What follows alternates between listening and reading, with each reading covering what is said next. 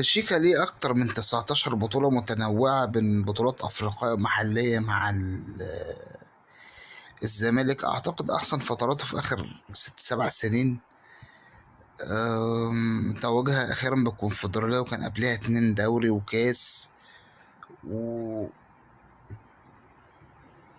وبرضه بطولات، سواء كان سوبر مصر سعودي أو يعني بطولات أفريقية. خلاص. وده شيكا بمنتهى الحيادية، وده مختصر لتاريخه في كرة القدم.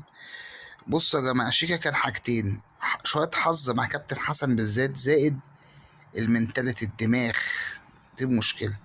لكن واحد يطلع يتكلم بطفيره يقول لك انا واخد 11 بطوله في الاهلي، والناس بتقعد على الدكه بتاخد 4 5 بطولات وهي على الدكه، ويقعد يتكلم عليه، ده شيكا برقبتك ورقبه اللي خلفوك يا ابراهيم يا سعيد. تحيه لشيكابالا.